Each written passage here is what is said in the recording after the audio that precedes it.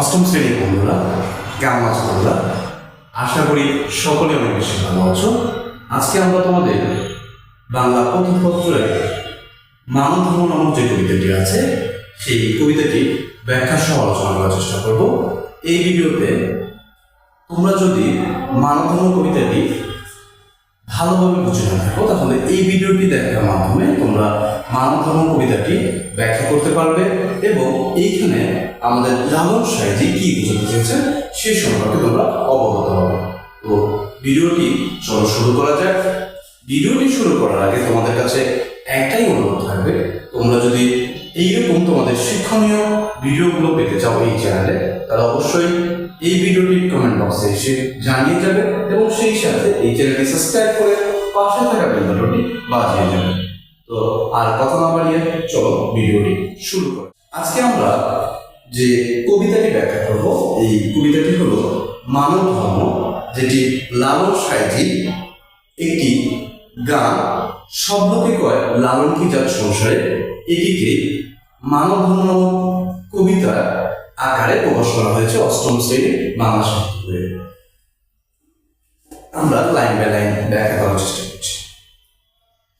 শব্দকে কয় লালন কি জাত সংসারে, এখানে কয় শব্দটির অর্থ হলো বলে এবং জাত মানে হলো জাতপাত ধর্মকে বোঝায়।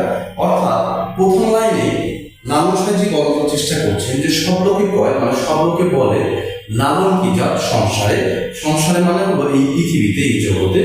অর্থাৎ লালন সাঁইজি মূলত কোন ধর্মের, তার জাত কি, তার ধর্ম কি, এটি নিয়ে সবাই প্রশ্ন করছে।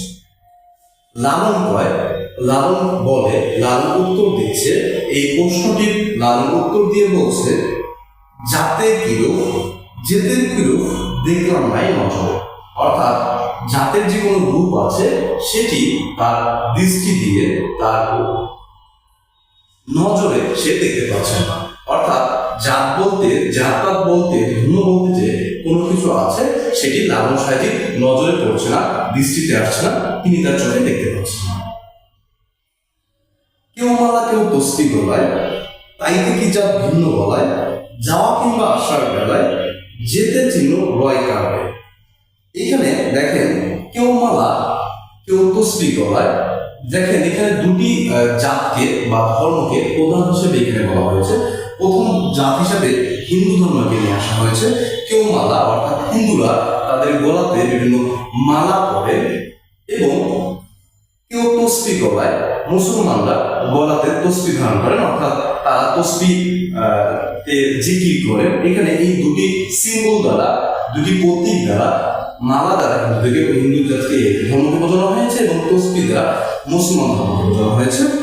তাইতে কি জাত ভিন্ন বলায়, এই দুটি প্রতীক বা চিহ্ন দেখে আমরা বলতে পারি, কাউকে যদি আমরা গলায় মালা দেখি তাহলে তাকে আমরা ধরে নেই যে এটি হিন্দু জাতের, এবং কেউ যদি তসবি জিকির করে, তসবি নিয়ে ঘোরাঘুরি করে, আমরা তাকে বুঝতে পারি, আমাদের তসবি দেখতে আমরা বুঝতে পারি এটি মুসলমান ধর্মের। এইভাবে আমরা জাতকে আলাদা করি, মানুষকে আলাদা করি।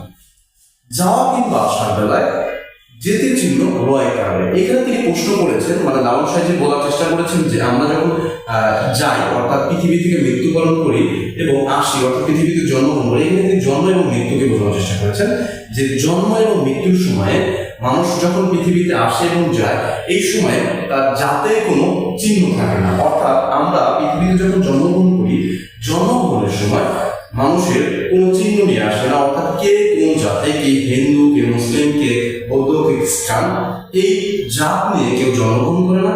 প্রত্যেকে একই রূপে জন্মগ্রহণ করে এবং এই পৃথিবী থেকে একই রূপে পৃথিবী থেকে পরবর্তীতে মারা যায়। এই যে মারা যাওয়ার পরে হয়তো আমাদের পরবর্তী সৎকার ব্যবস্থা আমরা এই ধর্মভেদে আলাদা করেছি। কাউকে কবরস্থ করা হয়, কাউকে পুড়িয়ে দেওয়া হয়, দাহ করা হয়। এই যে ব্যাপারগুলো এগুলো পরবর্তীতে ধর্মীয় অনুশাসন অনুযায়ী করা হয়, কিন্তু যাওয়া এবং আসার বেলাতে কোনো চিহ্ন থাকে না, কে মুসলমান কে খ্রিস্টান, সেটি এখানে বলা হয়েছে।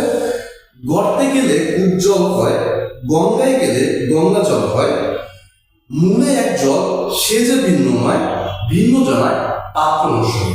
এবার তিনি এখানে উদাহরণ হিসেবে জলকে তুলে নিয়ে এসেছেন। এখানে বলা হচ্ছে যে গর্তে গেলে কূপ জল হয়, অর্থাৎ আমরা কূপ চিনি, কুয়ো চিনি। গ্রামের মানুষজন এখনো সেই কূপ থেকে পানি সংগ্রহ করে নিজেদের কাজে ব্যবহার করে। ঠিক এরকম আমরা কুয়ো চিনি, ওইখানে যে জলগুলো থাকে সেগুলোকে বলা হয় কূপ জল।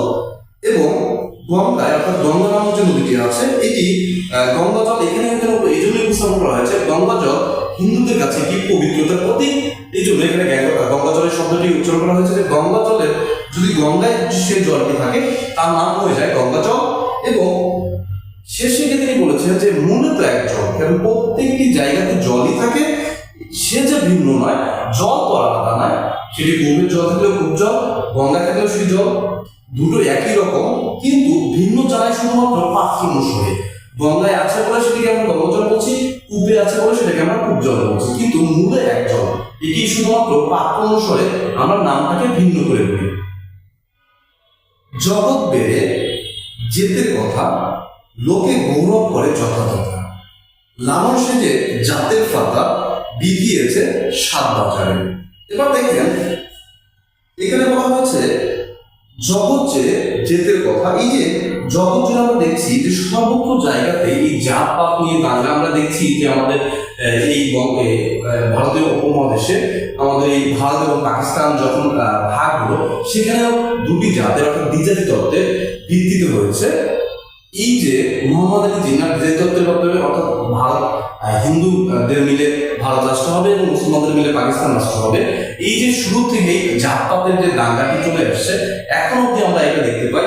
এই জন্য এটি নিয়ে আমাদের লালন সাহেজি ভেবেছেন যে লোকে গৌরব করে যথাযথা, লোকে এই জাত নিয়ে গৌরব করে। মুসলিমরা বলার চেষ্টা করে তারাই সর্বশ্রেষ্ঠ, হিন্দুরা বাংলাদেশে যেরকম আমরা মুসলিমরা সুগরিষ্ঠ, এখানে যেরকম মুসলিমরা বলার চেষ্টা করে যে তারাই সর্বশ্রেষ্ঠ, একই রকম আমরা দেখি যে ভারতের হিন্দুরা সুগরিষ্ঠ, তারাও নিজেদেরকে পবিত্র ভাবার চেষ্টা করে। এই যে প্রত্যেকে নিজেকে আলাদাভাবে অন্যের চেয়ে শ্রেষ্ঠ ভাবার যে প্রবণতাটা, এটি অনেক বেশি দেখা যায় আমাদের এই মানব সমাজে, সেটি এখানে বলার চেষ্টা করেছেন। লালন সেজের জেতের ফাতা, এই যে জাত নিয়ে যে অহংকার, এটি এই যে জেতের ফাতা মানে জাতের বৈশিষ্ট্যকে বোঝানো হয়েছে। যে সকল বৈশিষ্ট্য নিয়ে মানুষ তাদের জাতকে, তার ধর্মকে শ্রেষ্ঠ মনে করে, এই ধরনের বৈশিষ্ট্যগুলোকে সে বিকিয়েছে সাত বাজারে।